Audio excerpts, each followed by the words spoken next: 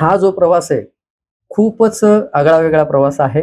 म्हणजे लिटरली पाठीमागे वळून बघतो ना तर विश्वास होत नाही की हेच आपलं आयुष्य होतं का आणि हेच आपलं आयुष्य आहे. आम्ही ना 12th फेल हा सिनेमा बघितला, फार आवडीने बघितला आणि मला खात्री आहे की हा व्हिडिओ बघणारा प्रत्येकाने आयुष्यात कधी ना कधी 12th फेल हा सिनेमा बघितलेला असेल.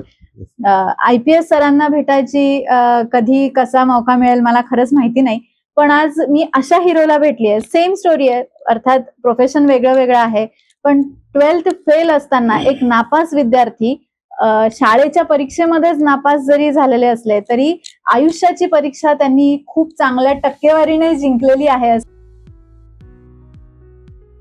हाय हॅलो नमस्कार, मी अपूर्वा आणि स्वागत आहे तुमचं अपूर्वा इन्स्पायरिंग स्टोरीज या माझ्या युट्यूब चॅनलमध्ये, जिथे आपण भेटतो रिअल लाईफ हिरोजला त्यांचा स्ट्रगल, अचीवमेंट आणि सक्सेस जाणून घेण्यासाठी. मित्रांनो, जगणं हे सोपं नसतं. माझ्यापेक्षा दुसऱ्याचं किती चांगलं आहे असं आपल्यापैकी प्रत्येकाला कधी ना कधी वाटतंच. पण मला काय वाटतं सांगू, की स्वतःची किंमत आपण स्वतः ठरवणं तरच आपण सुखी होतो. सगळ्यात दुःखी माणूस तोच असतो जो नेहमी स्वतःची तुलना दुसऱ्याबरोबर करत राहतो. आणि असा विचार करत असताना सद्गुरू वामनराव पै जे म्हणतात ते इथे खूप पटतं की तूच आहेस तुझ्या जीवनाचा शिल्पकार. आज आपल्याकडे ना मित्रांनो खूप खास अशी व्यक्ती आली आहे.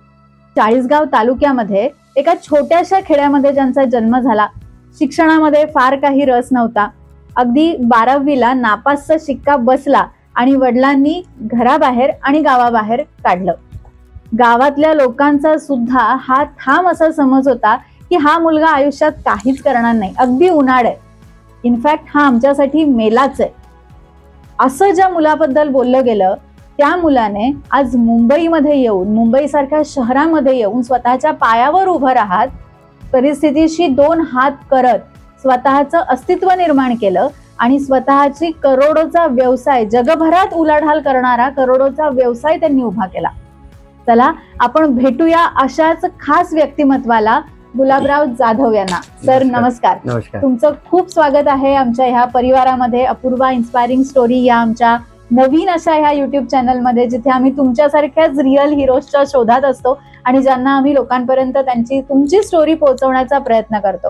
सर, खरं तर एक नापास विद्यार्थी ते आज करोडोची उलाढाल करणारा उद्योजक आणि जगभरात तुमचं नाव आहे. अनेक सामाजिक कार्यामध्ये तुमचं नाव प्रामुख्याने घेतलं जातं. तर असा हा जो तुमचा इन्स्पायरिंग प्रवास आहे तो आम्हाला सगळ्यांना ऐकायला खरं तर खूप आवडेल. सो जरा तुम्ही तुमच्याबद्दल, तुमच्या ह्या प्रवासाबद्दल आणि तुमच्या अचीवमेंट्स बद्दल आम्हाला सांगा. नमस्कार, मी गुलाबराव जाधव.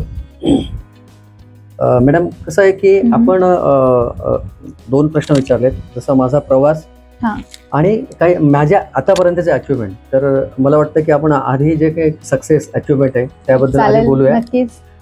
तो आम्ही 2009 मध्ये हा प्रवास चालू झाला आणि कंपनीची जन्म झाला लहास ग्रीन इंडिया प्रायव्हेट लिमिटेड या कंपनीचा. बरोबर. लहास या नावातच सगळं काही आहे. लहास म्हणजे LAHS, let's all have success, म्हणजे आपण एकत्र येऊन सक्सेस होऊया. हा. आणि 2009 मध्ये हा प्रवास चालू झाला आणि त्यावेळेस आम्ही ठरवलेलं की असं काही करायचं जे एन्व्हायरमेंटसाठी, निसर्गासाठी, समाजासाठी, देशासाठी जे जसं काही योगदान असेल अशा व्यवसायात यायचं. आणि निश्चित आपण ह्या व्यवसायामध्ये भरभराटी करायची, पैसा कमवायचा, पण जे काही आपण समाजाला काही देणं असेल, त्या निसर्गाला काही देणं असेल. आणि आम्ही सोलर पासून सुरुवात केली, सोलर वॉटर हीटर 2009 मध्ये. आणि हा प्रवास चालू झाला. खूप चांगल्या सोलर मोठ्या बिल्डर्स पासून तर डोमेस्टिक कमर्शियल सगळ्यांना आम्ही ते सोलर्स बसवलेत. 2012 मध्ये आम्ही waste water treatment, STP, ATP आणि रेन वॉटर हार्वेस्टिंग, म्हणजे जे पाणी जिरवा, पाणी वाचवा हा कन्सेप्ट होता. आणि त्याच्यावर आम्ही खूप म्हणजे लाखो लिटर पाणी पर्क्युलेट केलं आणि त्याचं हार्वेस्ट केलं. त्याच्यामध्ये एक अभिमानाची गोष्ट म्हणजे मंत्रालयाची जी नवीन बिल्डिंग आहे त्याचं रेन वॉटर हार्वेस्टिंग आम्ही केलंय. तसेच माझगाव डॉक ह्या कॉलनीतलं आम्ही रेन वॉटर हार्वेस्टिंग केलेलं आहे. लोढा आहे, रुस्तमजी वाधवा, अशा मोठमोठ्या नामांकित बिल्डरांचं इथे आम्ही हे प्रोजेक्ट केलेत. आणि सगळ्यात मोठा आम्हाला जो जे एक आमच्या आयुष्यातला बोलतात ना की जो एक प्लॅटफॉर्म मिळाला तो वेंगुर्ला हे शहर कोकणातलं. अच्छा. जिथे आम्हाला वाटलं की आता कचऱ्यासाठी काहीतरी केलं पाहिजे. हे कुठेतरी क्लिक झालं. आणि आपल्या महाराष्ट्रामध्ये लाखो टन कचरा जे आपण आज डोंगर बघतोय आणि त्याच्यावर काही खास त्याच्यावर प्रक्रिया होत नाही आणि त्याच्यामुळे निसर्ग आणि याची खूप सारी हानी होते. आणि आम्ही ठरवलं की आपण कचऱ्यावर काम करायचं. आणि आम्हाला तो एक ब्रेक मिळाला वेंगुर्ल्याला. आणि आम्ही वेंगुर्ल्याला हा कन्सेप्ट सांगितलं नगरपालिका सीओ आणि त्यांना की आम्हाला कचरामुक्त शहर करायचंय आणि निश्चित फंड उभा राहिला. आणि आमची सुरुवात झाली 2014 आणि 2015ला तो प्रोजेक्ट आम्ही कम्प्लीट केला. ओल्या कचऱ्यापासून इलेक्ट्रिसिटी जनरेट केली. त्याच्यानंतर जो ग्रीन वेस्ट आहे, पालापाचोळा, नारळाच्या काही वेस्ट निघतात, त्याच्यापासून आम्ही ब्रिकेट्स म्हणजे आपण कांडी कोळसा बोलतो, म्हणजे त्याला फ्युल म्हणून. त्याच्यानंतर प्लास्टिक पासून आम्ही रस्ते तयार केले. आणि जो काही रिजेक्ट वेस्ट आहे त्याला आम्ही लँडफिल केली, म्हणजे शून्य कचरा. हा प्रोजेक्ट आम्ही 1.5 वर्षात उभा केला. आणि त्याचं इनॉग्रेशन आणि त्याचं उद्घाटन माननीय मुख्यमंत्री फडणवीस साहेबांच्या हस्ते झालं. आणि सांगायला खूप आनंद वाटेल की मान्यवर आणि मुख्यमंत्री त्या डम्पिंगवर एवढं नीट, क्लीन आणि स्वच्छ होते की ते तिथे जेवले. Very good. आणि वेंगुर्ला हा जो ब्रेक मिळाला, आता वेंगुर्ला 2015 नंतर जे महाराष्ट्रात अवॉर्ड होतं माझी वसुंधरा, म्हणजे महाराष्ट्रातलं स्वच्छ शहर, त्याला सलग 2015 ते 2019 5 वर्ष अवॉर्ड मिळाले स्वच्छ शहर म्हणून. Very good. आणि आतापर्यंत महाराष्ट्र आणि महाराष्ट्राच्या बाहेरून खूप साऱ्या नगरपालिका, महानगरपालिका, विद्यार्थ्यांचे टूर्स हे आजही ते शहर बघायला येतात. आणि वेंगुर्ला शहर हे कचरामुक्त. आणि सगळ्यात चांगली गोष्ट म्हणजे मागच्या वर्षी जे शिक्षण मंत्री आहेत केसरकर साहेब, ते आम्हाला भेटले. अच्छा, वेंगुर्ला तुम्ही केलाय? म्हटलं हो सर. मग ते स्प्रेड का नाही झालं, ते का नाही पोहोचलं? म्हटलं सर कसं पोहोचता येईल? तर सरांनी सांगितलं की हा जो प्रोजेक्ट आहे वेंगुर्ला, 6th स्टँडर्ड सायन्सला CBSE बोर्ड हे आता त्याला लेसन म्हणजे धडा येतोय वेंगुर्ला पॅटर्न. ते आता जे प्रिंटिंगला आहे, म्हणजे ऍक्च्युली हा मेसेज हा मुलांपर्यंत पोहोचला पाहिजे की पुढचं जनरेशन, पुढची पिढी आणि हे त्यांना फेस करायचे, ते एन्व्हायरमेंट आणि हे पर्यावरण त्या रिलेटेड त्यांना फेस करायचं. म्हणून सर म्हणजे मंत्री साहेब बोलले की हे तिथे आलं पाहिजे. आणि निश्चित ते आता प्रिंटिंगला आहे. हे खूप कौतुकास्पद होतं आमच्यासाठी पण निश्चित. आणि त्याचबरोबर आम्ही ती घोडदौड चालू ठेवली. 2016ला आम्ही विचार केला की बस आता हे आपण एक केलं, पण आता हा लाखो टन कचरा आहे, त्याच्यासाठी काय?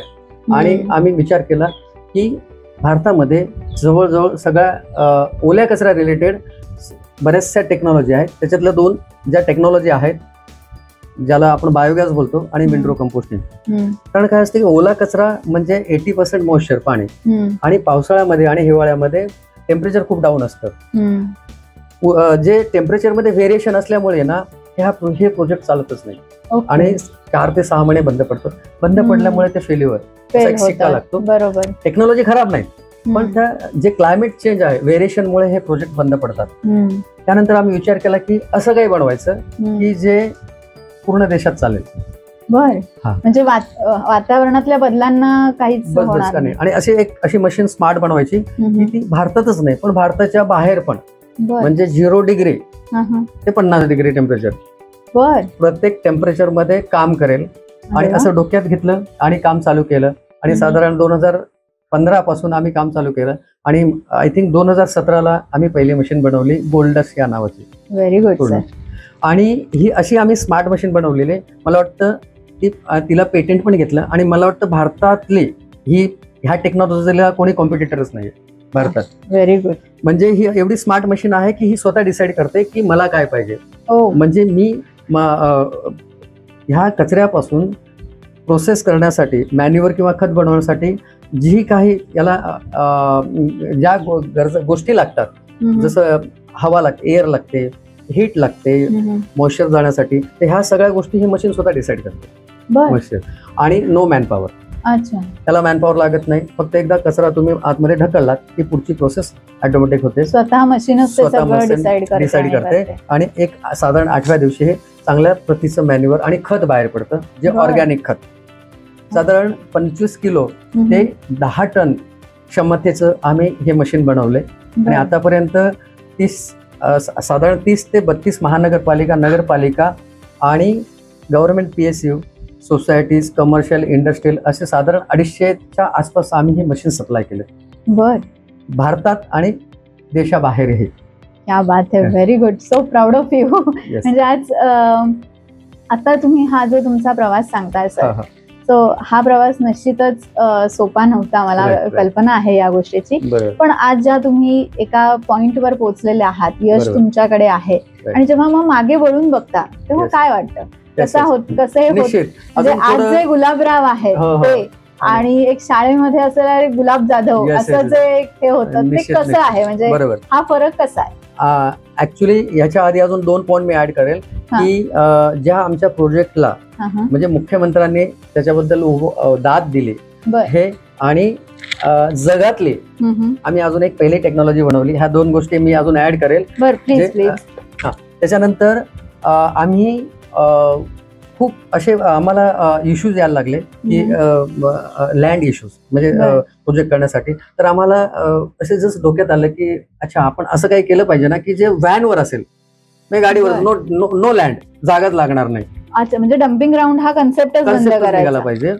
आणि आम्ही विचार केला आणि जस्ट ती कल्पना आली आणि आम्ही कामाला लागलो. साधारण 2018 ते 2022 पर्यंत 6 वर्षाचा काळ लागला आणि अखेरीस आम्हाला यश मिळालं आणि आम्ही जगातली पहिली व्हॅन टोगो म्हणून अशी उदयास आणली, तिचा जन्म केला.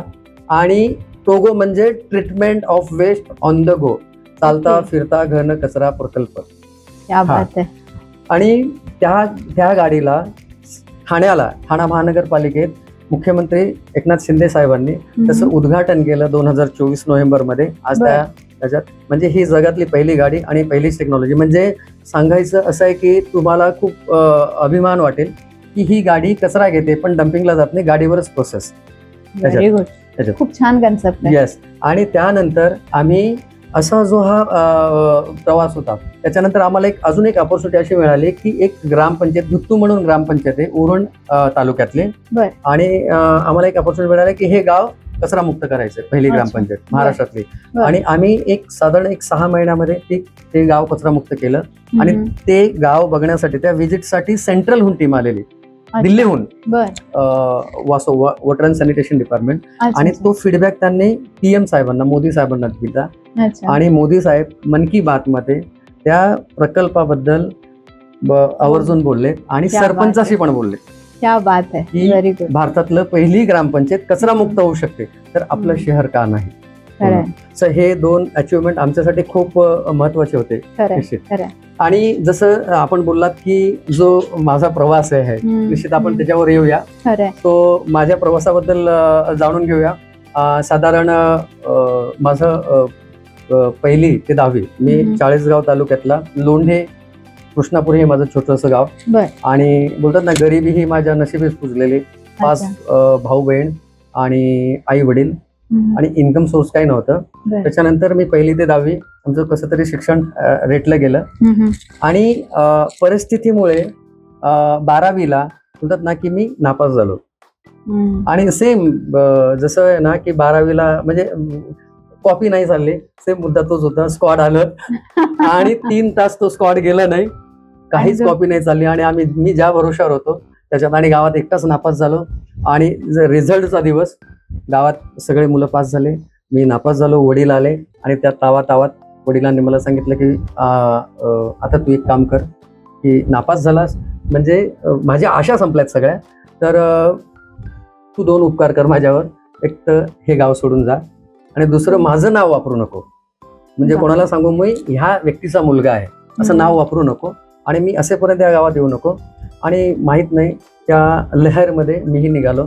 आईने 20 रुपये दिले मला, आणि रात्री आय थिंक 9-9:30 वाजता मी गाव सोडलं. तिथून चाळीसगाव शहर हे साधारण 25 किलोमीटर होतं. टेम्पोमध्ये काहीतरी तिथे गावात टेम्पो होता, रात्री त्याच्यात बसलो विदाऊट. तसं स्टेशनला रात्री 11-12 वाजता स्टेशनला पोहोचलो. कुठली तरी गाडी दिसली, माहीत नाही, बाहेर कधी पडलो नाही. आणि त्या रेल्वेत बसलो ती कुठे जाईल तेही माहीत नाही. आणि रेल्वेत थोडं असं टेन्शनमध्ये होतो, बसलो, कधीच झोप लागली माहीत नाही. डोळे उघडले तर बाहेर पडलो तर शहर दिसलं, म्हटलं कुठंतरी शहर आहे, भूक लागलेली बऱ्यापैकी. आणि नंतर बघितलं कल्याण आहे. कल्याणमध्ये आलो, काहीच नाही सोबत, काहीच नाही, कपडे नाही ना काही डॉक्युमेंट्स आहेत, अशाच याच्यात आलो. मित्रांनो, आपण गुलाबराव जाधव यांच्याशी चर्चा करतोय. त्यांच्या अचिव्हमेंट्स, त्यांचा सक्सेस आणि त्यांचा स्ट्रगल आज आपण जाणून घेतोय. अचिव्हमेंट, सक्सेस आपण जाणून घेतला. स्ट्रगलची सुरुवात झाली आहे, ते कल्याणला तर येऊन पोहोचलेत. आता पुढे काय? इथे आल्याच्या नंतर ह्या गजबजलेल्या शहरामध्ये कोणी त्यांना साथ दिली, त्यांना कोण माणसं भेटली, या भेटलेल्या माणसांमध्ये त्यांना अनेकांनी चांगले धडे शिकवले असतील, तर कोणी आयुष्याचा धडाही शिकवला असेल. कारण मित्रांनो, जग हे माणसाच्या मनातल्या दयेवर चालत नाही, ते मनगटातल्या बळावर चालतं. तेव्हा त्यांचा स्ट्रगल नेमका काय आहे ते आपण जाणून घेणार आहोत पुढच्या भागात. तोपर्यंत नमस्कार.